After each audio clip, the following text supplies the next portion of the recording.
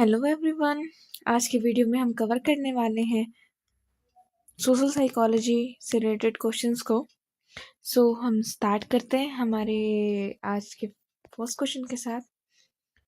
हम लोग इस सीरीज में कवर कर रहे हैं प्रीवियस ईयर क्वेश्चंस को और हम अभी कवर करने वाले हैं आज यूनिट 9 सोशल साइकोलॉजी। हमारे फर्स्ट क्वेश्चन के साथ स्टार्ट करते हैं। Which among of the following not a culture dimension given by Hofstede? तो हॉफस्टेड ने कल्चर को समझाने के लिए कुछ डायमेंशंस दिए थे। क्वेश्चन पूछ रहा है कि कौन सा ऑप्शन उनमें से नहीं है। तो हॉफस्टेड के फेमस डायमेंशन है power distance, uncertainty, avoidance, individualism and collectivism. एक होता है collectivism. But performance orientation Hospet का नहीं है बल्कि ग्लोब स्टडी का कॉन्सेप्ट है। तो इस क्वेश्चन के अकॉर्डिंग हमारा D is the right answer और ये है ग्लोब स्टडी से related.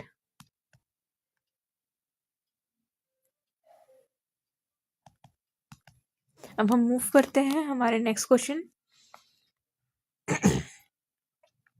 The fairness and justice of decisions result is termed as. Decision का फाइनल रिजल्ट फेयर है या नहीं, उसे क्या कहते हैं? अगर हम सिर्फ आउटकम पर फोकस करते हैं जैसे सैलरी, मार्क्स, रिवॉर्ड्स का फेयर डिस्ट्रीब्यूशन, तो उसे डिस्ट्रीब्यूटिव जस्टिस कहते हैं। तो हमारा करेक्ट आंसर है option B, distributive justice.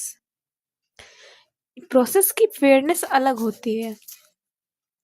Next question number 3। Ajay quit smoking as his favorite celebrity has recently stated campaign on healthy lifestyle. This behavior might have been caused by। Ajay ने celebrity को देखकर smoking छोड़ दी, ये कौन सा learning type है? तो जब हम किसी को ऑब्जर्व करके उसका बिहेवियर कॉपी करते हैं बिना डायरेक्ट रिवॉर्ड के, तो उसे विकेरियस लर्निंग कहते हैं। सेलिब्रिटी एक रोल मॉडल बन गया, इसलिए हमारा करेक्ट आंसर है option D, vicarious learning, vicarious. Next question. Most people tend to see the world through rose coloured glasses. This is termed as. Question का सिंपल मतलब है जब लोग दुनिया को हमेशा ज़्यादा पॉजिटिव नज़र से देखते हैं तो उसे क्या कहते हैं? तो इस सिचुएशन में पर्सन सोचता है कि मेरे साथ सब अच्छा होगा। इस पॉजिटिव इल्यूशन को ऑप्टिमिस्टिक बायस कहते हैं। हमारा करेक्ट आंसर है option A, optimistic bias. Next question. Put the following in the correct order. हमें करेक्ट ऑर्डर में ये देखने से हमें ग्रुप के स्टेजेस ऐसा लग रहा है। तो ग्रुप बनने से लेके खत्म होने तक का सही सीक्वेंस होता है। तो ग्रुप सबसे पहले बनता है यानी कि फॉर्मिंग। तो सबसे पहला तो आएगा हमारा फॉर्मिंग, फिर उसके बाद कॉन्फ्लिक्ट्स आता है जिसे हम बोलते हैं स्टॉर्मिंग, फिर रूल सेट होते हैं जिसे हम बोलते हैं नॉर्मिंग। नेक्स्ट और एंड में ग्रुप डिसॉल्व हो जाता है जिसे हम बोलते हैं एडजर्निंग। ये नॉर्मिंग पहले आ रहा है तो हमारा ये आंसर तो हमारा एलिमिनेट होता है, ए एंड डी तो एलिमिनेट हो गया। अब नाउ फॉर्मिंग तो सेम है, अब नॉर्मिंग पहले आ गया, स्टॉर्मिंग बाद में। हमारा जो ऑप्शन है बी एलिमिनेट हो जाता है। तो एलिमिनेशन के प्रोसेस से भी हम लोग करेक्ट आंसर तक पहुंच सकते हैं। Forming, storming, norming, performing and adjourning. Next है the define as a desire to establish and maintain friendly and warm relationship with the other people. लोगों के साथ दोस्ती और क्लोज रिलेशनशिप बनाना किस नीड को दिखाता है? तो मैकलेन के अकॉर्डिंग ये नीड फॉर अफिलिएशन होता है जिसमें सोशल बॉन्डिंग और एक्सेप्टेंस इंपॉर्टेंट होता है। तो हमारा करेक्ट आंसर है option A, need for affiliation. Next question. A person who agrees to a small request initially is more likely to comply with a large demand later. Describe the phenomena of. तो पहले छोटी बात मान लेना और बाद में बड़ी बात भी मान लेना, ये कौन सा इफेक्ट है? तो इस स्ट्रेटजी को foot in the door effect कहते हैं। पहली छोटी हाँ फ्यूचर कंप्लेंट्स बढ़ा देती है। तुम्हारा करेक्ट आंसर होगा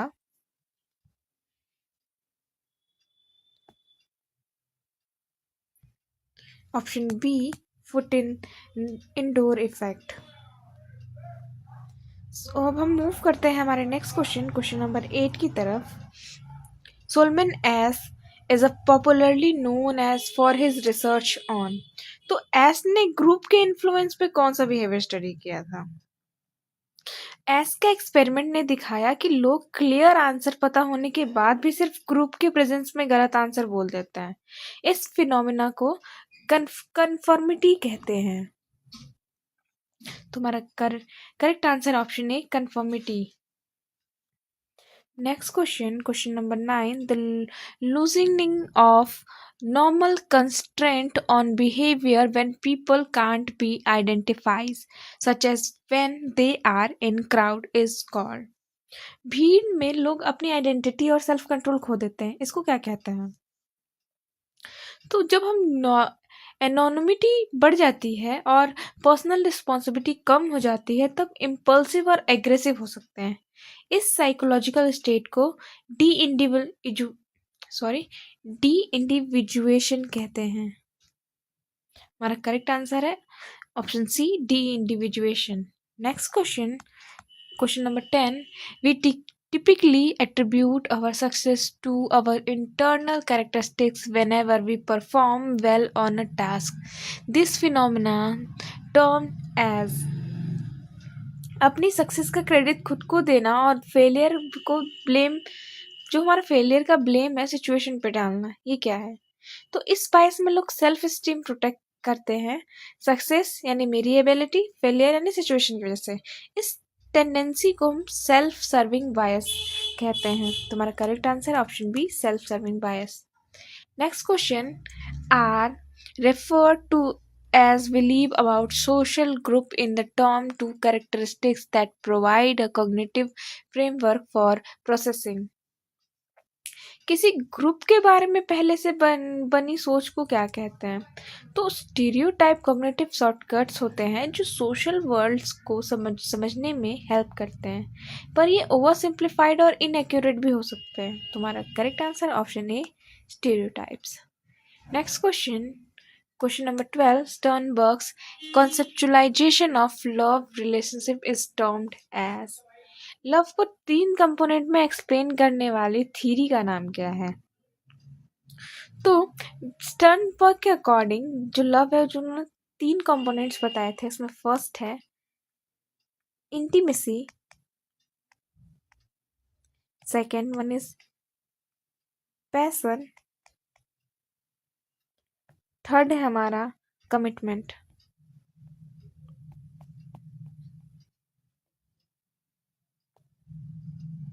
ये थे 3 कंपोनेंट्स स्टर्नबर्ग के अकॉर्डिंग। इन तीनों कॉम्बिनेशन से अलग अलग टाइप्स के लव बनते हैं, इसलिए इसे ट्रायंगुलर थ्योरी ऑफ लव कहते हैं। सो हमारा करेक्ट आंसर है triangular model of love. Next question. Rosenbaum's proposal that attractiveness is not increased by similar attitudes but is simply decreased by dissimilar attitudes is known as। अगर सोच और values अलग हो तो अट्रैक्शन कम हो जाता है, ये कौन सी हाइपोथेसिस है? सो रोजनबॉर्न के अकॉर्डिंग सिमिलैरिटी अट्रैक्शन नहीं बढ़ाती बल्कि डिससिमिलैरिटी अट्रैक्शन कम करती है। इस कॉन्सेप्ट को रिपल्सन हाइपोथेसिस कहते हैं। तो हमारा करेक्ट आंसर है repulsion hypothesis, option A. Next question number 14। Correctly match the following list. हमें मैच करना है यहाँ। सोशल साइकोलॉजी में कई थीरी स्पेसिफिक साइकोलॉजिस्ट से जुड़ी होती है। तो सोशल लर्निंग थीरी है जो हमारा एल्बर्ट बेंड्यूरा ने दी थी। तो ये तो करेक्टली मिल गया, जिसमें लर्निंग ऑब्जर्वेशन एंड इमिटेशन से होती है। सेकंड है रिपीटेड एक्सपोजर इफेक्ट। तो ये या फिर मेयर एक्सपोजर जिसे कहते हैं, जोजैंग ने दी थी। तो हमारा है यहाँ जोजैंग, तो यहाँ है जोजैंग जिसने किसी चीज को बार बार देखने से लाइकिंग बढ़ती है, इस चीज की कंसेप्ट दिया था। अब सोशल फैसिलिटेशन है। सोशल फैसिलिटेशन का रिलेशन ट्रिपलेट से है। ट्रिपलेट जिसने लोग ऑडियंस में बेटर परफॉर्म करते हैं। थ्योरी ऑफ कॉजल अट्रीब्यूशन केली का है लास्ट ऑप्शन। सो हमारा करेक्ट मैच होगा 1 तो हमारा C and A एलिमिनेट हो जाता है। B for 4, सो हमारा B भी का एलिमिनेट। तो हमारा करेक्ट आंसर है option D। Next question, the uncomfortable state that arise because a discrepancy between an attitude and behavior or between two attitudes is called discomfort. Mismatch behave जो होता है attitude and behaviour उसकी वजह से। तो जब हमारा बिलीफ यानी एटीट्यूड और एक्चुअल बिहेवियर मैच नहीं करता तब माइंड में टेंशन होती है। इस अनकंफर्टेबल मेंटल स्टेट को कॉग्निटिव डिसोनेंस कहते हैं, जिसे लियोन फिस्टिंगर ने इसमें अपना कंट्रीब्यूशन दिया था। तो हमारा करेक्ट आंसर है ऑप्शन बी, कॉग्निटिव डिसोनेंस। तो इसे हम एग्जाम्पल से भी समझ सकते हैं कि स्मोकिंग को हार्मफुल मानकर भी सिगरेट पीना। Next question is the tendency to perceive others action as a steaming intent even when it's not clearly the case. तो कभी कभी हम नेचुरल एक्शन को भी जानबूझकर हॉस्टाइल समझ लेते हैं। इस बायस में हम सोचते हैं सामने वाला मुझे जानबूझ के नुकसान पहुंचा रहा है। इसे कहते हैं हॉस्टाइल एट्रीब्यूशन बायस। एग्जाम्पल, एक्सीडेंट को उसे मुझे हिट करने की कोशिश की कर समझना। यानी किसी को बाई चांस अगर चोट लग जाए तो वो ऐसा समझेगा कि उसने जानबूझ के मुझे चोट पहुंचाई है। Next question, the tendency for belief and schemas to remain unchanged even in the face of counterfactual information is called। जो हमारा बिलीव है वो कॉन्ट्ररी एविडेंस के बाद भी अगर चेंज ना हो तो इसे क्या कहते हैं। तो जब कोई बिलीफ या स्कीमा स्ट्रांगली फिक्स हो जाता है और अपोजिट एविडेंस के बाद भी चेंज नहीं होता उसे परसिवरेंस इफेक्ट कहते हैं। तो हमारा करेक्ट आंसर है ऑप्शन बी, परसिवरेंस इफेक्ट। इसको हम एग्जाम्पल से भी समझ सकते हैं, किसी को लेजी मानना चाहे वो कितना भी हार्ड वर्किंग दिखाते रहे।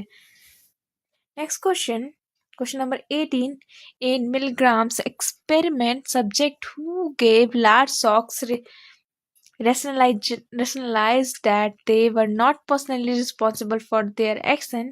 They raises question about our willingness to commit inhuman act as a result of। मिलग्राम के एक्सपेरिमेंट में लोग पेनफुल शॉक देते रहे क्योंकि उन्हें लग रहा था कि अथॉरिटी का ऑर्डर है। इससे पता चलता है कि लोग अथॉरिटी के प्रेशर में अपनी मोरालिटी को साइड में रख देते हैं। यह ओबीडियंस टू अथॉरिटी का एग्जाम्पल है। तो करेक्ट आंसर होगा option C, obedience to authority. Next question है हमारा question number 19, when making the fundamental attribution error we tend to overestimate the importance of when judging the behavior of other। Fundamental attribution error में क्या over estimate होता है। तो fundamental attribution error में हम दूसरों के बिहेवियर को जज करते वक्त सिचुएशनल फैक्टर को इग्नोर करके पर्सनल ट्रेट्स को ज़्यादा इंपॉर्टेंस देते हैं। एग्जाम्पल, लेट आने वाले को केयरलेस कहना जबकि ट्रैफिक की प्रॉब्लम को इग्नोर कर देना। सो इसे हमारा करेक्ट आंसर होगा option B, personal factor. According to diffusion of responsibility theory, the biggest factor in predicting whether or not bystander will help someone in need is diffusion of responsibility का biggest factor. तो जितने ज़्यादा bye स्टैंडर उतनी कम personal responsibility feel होती है, इसलिए emergency में help तब कम होती है जब क्राउड ज़्यादा होती है। तुम्हारा करेक्ट आंसर हो गया the number of other outstander at the scene. Next question. Are mental frameworks formed through experience that help us to organize and make sense of social information? Mental framework को organize social work to organize social information. So हम अब social दुनिया को समझने के लिए mental structure बनाते हैं जिनको स्कीमास कहते हैं। ये परसेप्शन, मेमोरी और जजमेंट को गाइड करते हैं। एग्जाम्पल टीचर स्कीमा और स्टूडेंट स्कीमा, इन दोनों को अलग अलग डायरेक्ट किया जा सकता है। तो हमारा करेक्ट आंसर होगा option A schemas. Next question, the following factor affect team cohesion accept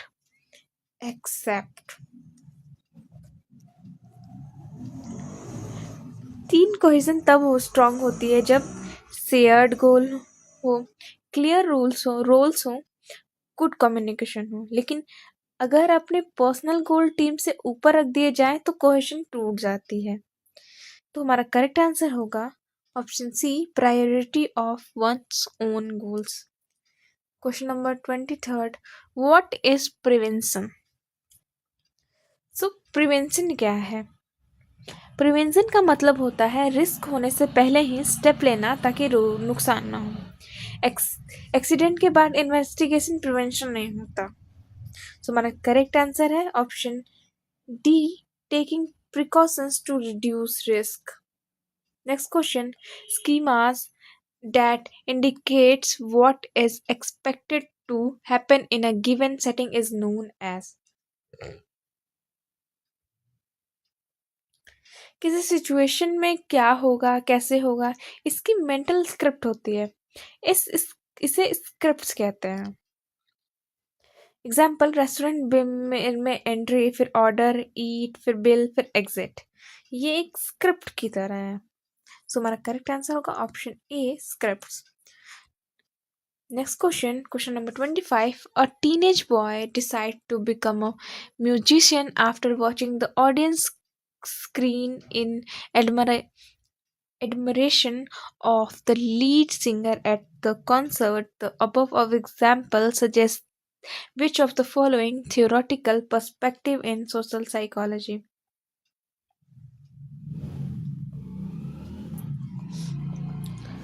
Teenage inspired by singer after seeing audience admiration.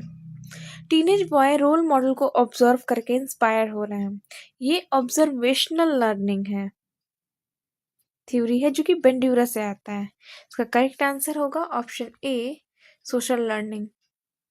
सो आज के वीडियो के लिए इतना ही। हम नेक्स्ट वीडियो में मिलेंगे आगे के क्वेश्चंस के साथ, जो आगे PYQs हैं उनसे रिलेटेड क्वेश्चन के साथ। आपको कोई अगर डाउट हो तो आप मुझे कमेंट में पूछ सकते हो, और अगर आपने वीडियो को लाइक नहीं किया है या सब्सक्राइब नहीं किया है तो please like and subscribe, and thank you.